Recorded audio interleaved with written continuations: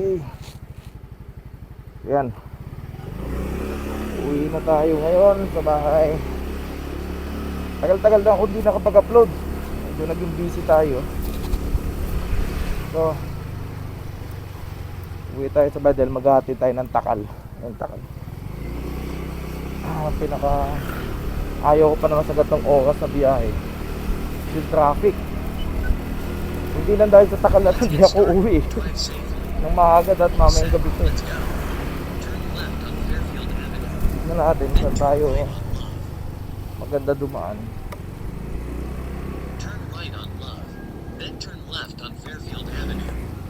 Normally sa Aguinaldo Highway ako dumadaan. Galing dito sa Bacoor. Pero hindi traffic ngayon, Sabado eh.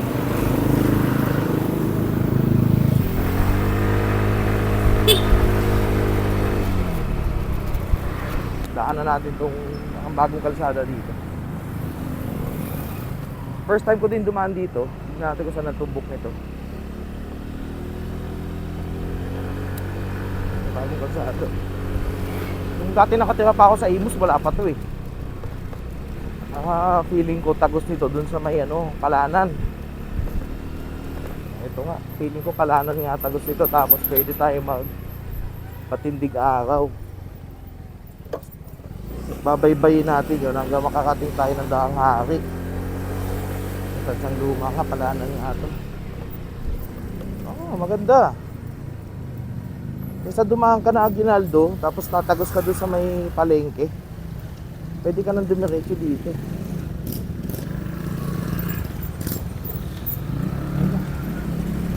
Napansin ko din, kasi dati din ako nakatira sa Imus.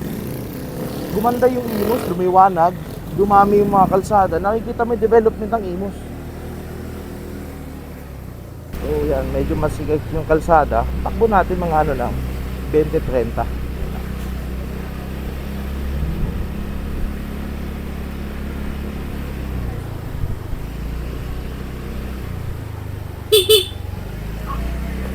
So maganda siya kasi hindi kinadumaan ng dun sa may Lumina Mall.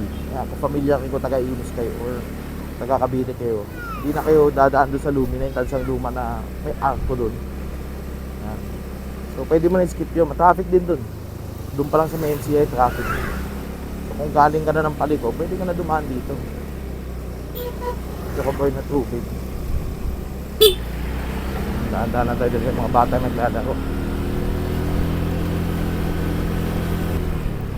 Okay, may hams na walang kulay. So sa gabi pag di mo kabisado, baka tumalong ka dun.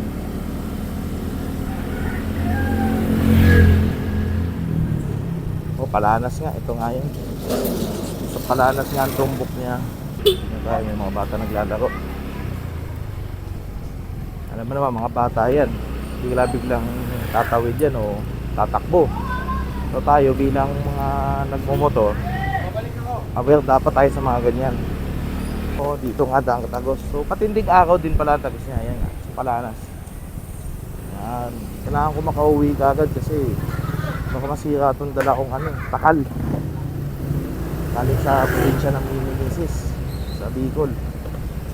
So inatid kanina nung kapatid niya, since natanggal na sa sa dagat, hindi siya pwede lagyan ng tubig tabang eh. Kaya hindi mo siya pwede basahin ng tubig gripo. Kailangan tubig dagat ata. Kailangan iuwi na daw para maluto ni Mrs. ng sariwa. Eto, uwi tayo. Pagsapalakan tayo sa traffic ngayon. So pasok tayo dito sa kanto na to sa Crispol. Hindi tayo diretso na yan. Nakikita nyo sa unan yung may Alpha Mart yan. Aguinaldo Highway yan. So pasok tayo dito.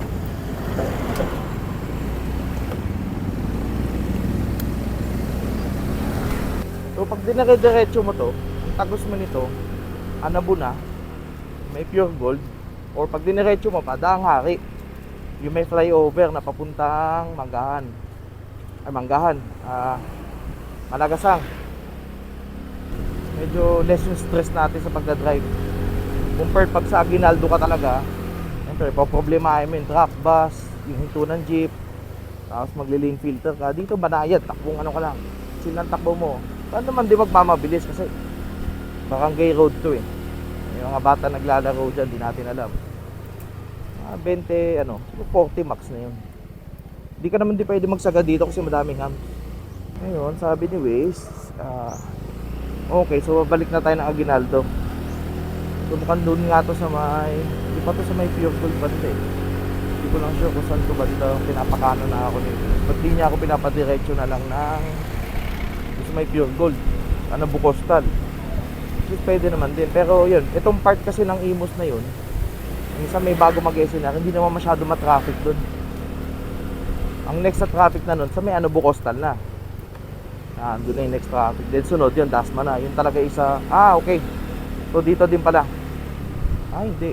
Kala ko yung sa Pure Gold. Dito tayo, tamang tayo dito. Duyet sa ata ito. Okay, dito nga. Sa may Bank of Commerce, sa may City Mall. Okay. So yun dito, hindi masyado matraffic dito. Nalagpasan na natin yung part ng Imus na matraffic sa Aguinaldo. Dito, tamang ano na dito. May build up din, pero hindi naman ganun kaano. Kasi wala masyadong stoplight dito. So madami lang dito, pedestrian lane talaga. Which is kailangan natin respetuhin. Kung kaya natin mag-minor, malayo naman yung nasa likod mo, minor ka.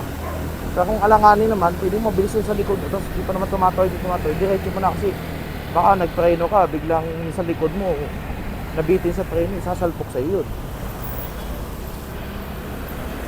Kaya nitong nasa likod ko, medyo dikit siya sa akin. Nakabot tayo konti. Overtake tayo sa kaliwa. Yan. Nauna na siya mag-signalize. Hindi na ako tutuloy. Di kaya naman sa kalsada eh. Pag lahat naman tayo nag-ibigayan, mas mababawasan yung chance ng disgrasya. Ang problema dito, madami mga mano na lumubog na hindi na pantay sa kalsada. Pero ito maganda sa mga motor na kagaya nitong Gravis, merong auto power off. So baga namamatay siya. Then konting pihit mo na sa throttle, magbubukas siya. So makakatipid ka ng gasolina pag ganitong traffic. Hindi mo na din manually papatay-patayin yung susian mo. So yan, ginagamit ko talaga to kapag nakaano ko. Pero pag incline yung traffic, hanggat maaari hindi ko siya masyadong ginagamit. Pero depende talaga.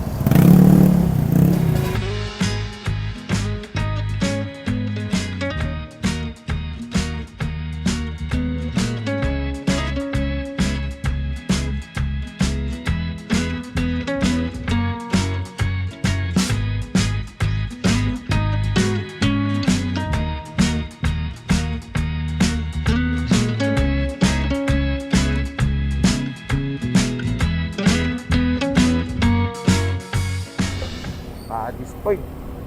Kaya ba, may mga memories ba kayo sa Paddy's Point? Sa tulad ko, lumaki ng 90s. Sikat na sikat sa amin yung Paddy's Point.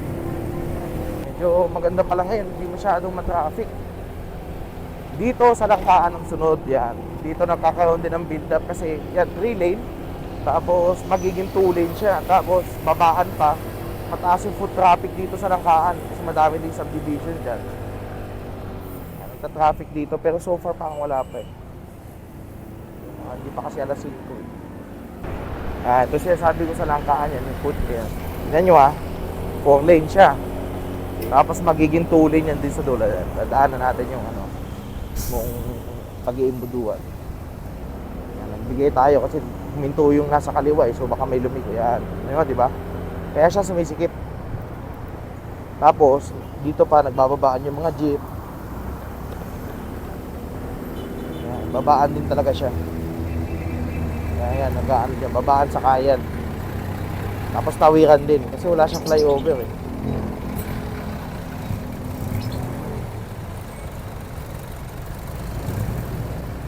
Ayan, nagkakaroon talaga ng build up dito.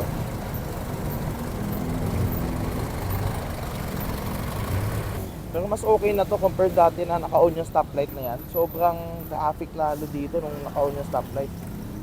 Mas maganda na yung bigayan. Kaya ng ganito, may tatawid. So, pedestrian yan, kailangan mo magbigay. Kaya pag rush hour talaga dito, so ito talaga isa sobrang traffic. Park dito sa Governor's Drive. Pag nalagpasan mo na tong langkaan, tong prutas dito, meron pang susunod na lugar na prutas na medyo mabigat din, manggahan. Yung pareho, langkaan, manggahan, mga traffic yan. Kung madalas kang dumadaan ng Governor's Drive, yan yung dalawang lugar dito na medyo pagpapasensyahan mo. Silaw na ng araw. Kaya importante, kung bibili kayo helmet, hanggat maaari yung yung dual visor. So, kagaya ng ganyan, no? Maano yung araw. Dual visor para meron kang isa pang visor na parang sunglasses. So ito, papasok na tayo ng Gentry na. Nalalay lang dito kasi pababa ito.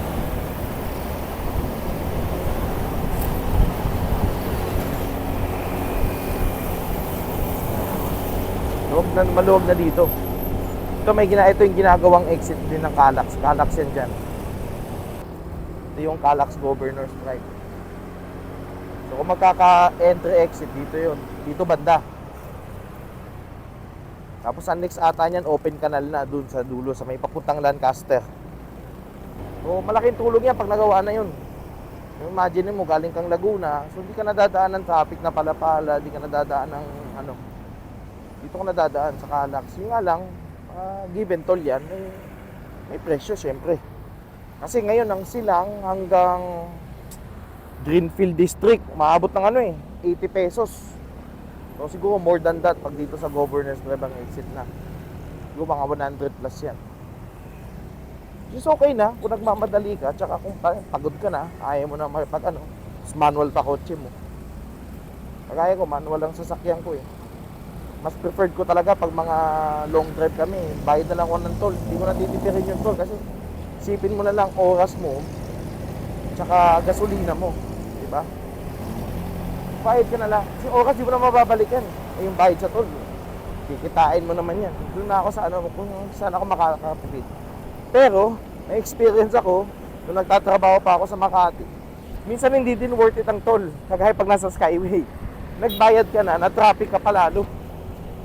Yan, kaya ang tekniko dati, nagtatrabaho ko sa Makati, gumising na maaga, kahit pasok ko alas 8, alas 9, sa malis ako bayad alas 5. May iwasan ko rin traffic.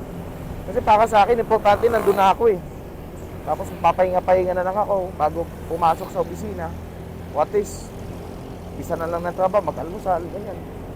Kaysa yung pagdating mo na opisina, pagod na pagod ka. Kasi sumabay ka sa rush hour. Diba? Ito na yung manggahan. Dito mabigat din talaga ang traffic dito. Pero ngayon kahit papaano maluwag na to sa lagay na to. Maluwag na to. Kahit nasabihin mo Sabado. Pagkalagpas naman dito wala nang traffic sa 13, wala na. Minsan may traffic dun sa Perez or dun sa mismong munisipyo na. Dun lang naman pero paglagpas dito wala na.